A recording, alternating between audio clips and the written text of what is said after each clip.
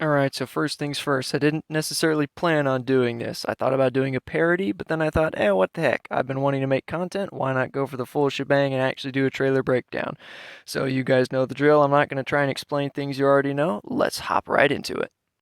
So first up, first shot, we've got a very tired, battered-looking Peter here, probably from the movie's final fight, judging by the background. Then we've got some scenes of him swinging through with MJ, some of the same footage we've seen from the other trailers, or the other trailer, mixed in with this new shot here of them swinging through the subway system and almost getting caught off guard by one of those.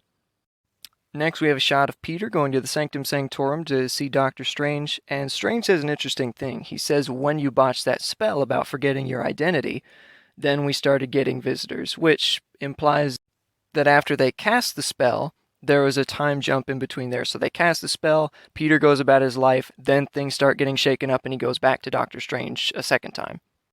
Which leads into said visitors, which of course are the villains. First we get a pumpkin bomb and Green Goblin coming through the smoke here. Then we get some yellow lightning off Electro. And that leads straight into Peter's black and gold suit, which, if the leaks are to be believed, someone threw paint on his normal red and black suit and then he just turned it inside out, which is a bit underwhelming, but I mean, what can you do? It's a new suit. Next, we've got more of Peter's initial fight with Doc Ock on the now infamous bridge, and we see a little bit of new footage intermixed with some of the older footage. But not only that, we see Doc Ock holding Peter up against the wall, and he takes his mask off of the Iron Spider suit, which is weird, but we'll get into that later with Doc Ock's limb modifications that we'll see later on. Also from this fight, fun little reference, we see Doc Ock is still very much in the business of throwing cars, exactly like he did to another Spider-Man. Something else very notable from this scene is that we have an exchange between Doc Ock and Peter where Doc Ock says, "You're not Peter Parker," which of course he's referring to his Peter Parker, which is Tobey Maguire. Also, just a quick side note, the CGI de-aging on Alfred Molina here is incredible. He looks just like he did back in 2002. Up next is a scene inside of Doctor Strange's rumored multiversal prison, which is supposedly under the Sanctum Sanctorum. And we get kind of the usual Marvel-esque banter here of characters laughing about each other's names, and this kind of harkens back to Peter's first encounter with Doctor Strange in Avengers Infinity War. Here we see a wide shot of the Statue of Liberty, which is very interesting because it looks like there's Captain America's shield on it. So they could be making this a Captain America memorial to honor Steve Rogers, who's presumably dead in the universe at this point, or it could be an Avengers memorial and we just can't see all the other members of the Avengers displayed on it yet. Here we see Peter swinging through some power lines in some kind of forest woody area at dawn and dusk, and we get a couple shots of this location throughout the trailer, and it'll be interesting to see where it ends up being. This scene here looks really cool, and I think it'll be early on in the movie because we see Peter in the black and gold, technically new suit still, but this time he has the Doctor Strange sort of attachment on his hand. And we still don't know what that is yet, but it does have some kind of magic capabilities, and we don't know if Doctor Strange gave that to him or Peter stole that in the magic box that we'll get to later. And also behind him is we see Electro emerging, and this looks to be Electro's first steps into the main Marvel universe, because it looks like if you take a close look, he's turning from blue to yellow. And later on in the trailer, of course, we see him with his yellow electricity look, and that's pretty much how he's going to be in the MCU. So this looks like he is manifesting behind Peter directly from The Amazing Spider-Man 2 right here. Something else worth noting, and that definitely requires an explanation, is to why Doctor Strange is wearing the Eye of Agamotto.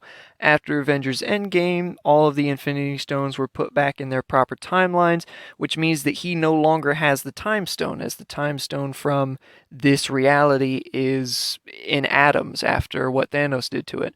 So I'm curious to see how they explain why he's wearing the Eye of Agamotto again. After some more banter between the trio and Doctor Strange, we then see Peter swinging through that same sort of power line position again. We get this Christmas release date, and then we get this very crucial location of Electro attacking this building, and we'll see what that's all about. We'll get into that in a minute. In the same scene, we've got J.K. Simmons' J. Jonah Jameson smiling there. I'll get into my theories on that in a second. And we've got Electro zipping around kind of the very same way, a very similar looking way that he did in The Amazing Spider-Man 2. So it's good to see the consistency carried over from that. Then we get into what I think is going to be part of the core of this movie, of this line that Doc Ock gives about Peter going out into the dark to fight ghosts, and those ghosts being the old Spider-Man villains. The next shot we have is Peter diving after a pumpkin bomb, unsuccessful to stop it as it's quite literally blowing up in his face, which that sort of shot and composition and that sort of thing is very akin to a couple different shots seen in the Raimi films. And this also looks to be taking place in that same building that Electro was tagging earlier, where J. Jonah Jameson is present outside. Going back to what's going to be kind of the core problem of this movie between Peter and Strange, we get some of their kind of interactions in their first fight and their kind of disagreement over fate and what has to happen to these legacy villains. Fun detail in the Peter v. Strange fight is it looks like Peter tries to web himself away, but Strange is too quick and opens up a portal to where Peter webs his own foot, which is kind of reminiscent of that one comic shot of the villain whose name escapes me, who makes Peter punch himself through the portals. Also in this same brief sequence, we see the limb modification I was talking about earlier for Doc Ock, which in his initial encounter with Peter looks like he is going to take the nanotech from the Iron Spider suit and use it to upgrade his tentacles. Moving on from that, we've got shots of Peter fighting Electro, more around the scaffolding in the Statue of Liberty, and getting a lot more sort of shots of the new integrated suit, which so far I'm a big fan of. And of course, then we get Green Goblin coming in, we've got Peter and MJ, we've got Happy there, and we've got the big reveal of this trio of villains, and I'll get on to why it's a trio in a second. But of course, from left to right, we have Jamie Foxx's Electro, which we've seen before. We've got Thomas Hayden Church's Sandman back again, who has had a massive glow up, looks much better than he did in Spider-Man 3. And we have Rise Fans' Lizard on the far right, which looks about the same. Then we see Tom begin to duel these three after talking emotionally with Aunt May, and we'll get more on that shot in a second. We got more of the kind of exploration of the Statue of Liberty, and then we've got this sequence, which is very reminiscent to Spider-Man fans, certainly of The Amazing Spider-Man 2, the infamous clock tower scene. Then, of course, finally, the Spider-Man No Way Home title. And then we get this very multiverse-looking sequence of Strange saying they're coming through and he doesn't know how to stop them, which is very exciting indeed. Now, for my general thoughts and theories on everything that's going to be happening in this movie, and it is going to be a lot. First and foremost, sticking with the character arcs of some of the legacy villains, namely Green Goblin and especially Doc Ock. We ended their stories, especially Doc Ock's, very much on good ground. Like, he pretty much became a good guy by the end, so it doesn't really make much sense for him to be a villain in this one either. And I don't think that he's going to be, considering once he figures out that this Peter Parker is not his own Peter Parker, he seems to take on a much lighter turn, and he's very nice and amicable from that point forward. Now, with the three villains that show up at the end of the trailer, being Electro and Sandman and the Lizard, I think what's going to happen there is, again, going back to what I think is going to be the core of this film with the deciding of fates of the legacy villains, it's going to be a sense of they want to stay, these three villains, they want to stay in the MCU and kind of renew their lives to where they're, not dead. Except for Sandman, he's still cruising around in the Raimiverse. And other villains anti-heroes now, I guess, Doc Ock and Green Goblin, they will sort of understand the necessity for universal balance and the greater good of things. So they're going to probably work with Peter, I'm guessing, to try and restore all the timelines and fix this multiversal junk that's going to happen. And I think that's probably the case is because we get this scene here of what looks to be Electro attacking Doc Ock. At least definitely that's what it looks like. And we've also got this shot here, which this was the leaked Green Goblin suit that we saw some manner of weeks ago. which if I'm guessing the cause behind that is Green Goblin comes through. We see him in both suits. We see him in the original classic Spider-Man suit, and then we see this newer one where you can tell it's just the goggles on.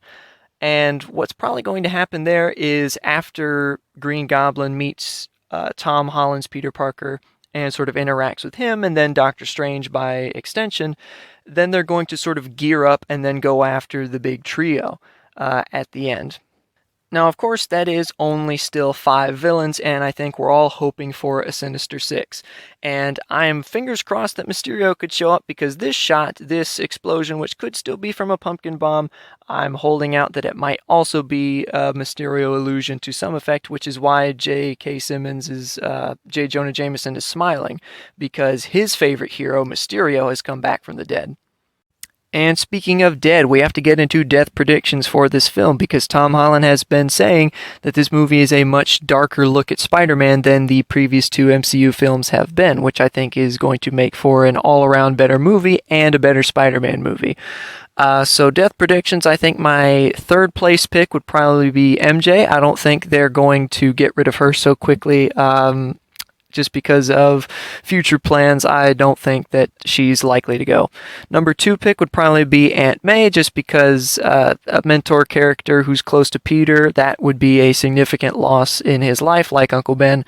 But I think my number 1 pick, and probably the most likely, is Happy, just because we see him the least in the trailers.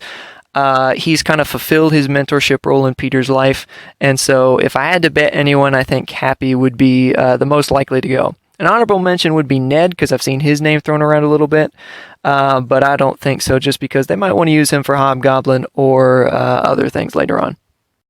So that wraps it up for the second Spider-Man No Way Home trailer. Overall, I could not be more excited for this movie. I cannot wait to see it in theaters, and I'm actually proud of Marvel for haggling to keep Andrew and Tobey out of this trailer, because I think giving them the moment that it deserves, that moment seeing all 3 Spider-Man together in the theater, that's going to rival, or I mean, that's going to overwhelm any possible high from a trailer. So I cannot wait to see that. If there's anything I missed, let me know. I'm sure there is a lot of these trailers, and especially Spider-Man, they like to hide little references and Easter eggs to the comics on license plate or anything like that, and I didn't look that in depth. So if there's anything I missed, let me know in the comments, and I will see you guys soon. I've been wanting to get back into this channel, and this was a fun way to do it, and a fun project that I'm sure I will come back to. So thank you guys for watching, and take care. I'll see you next time.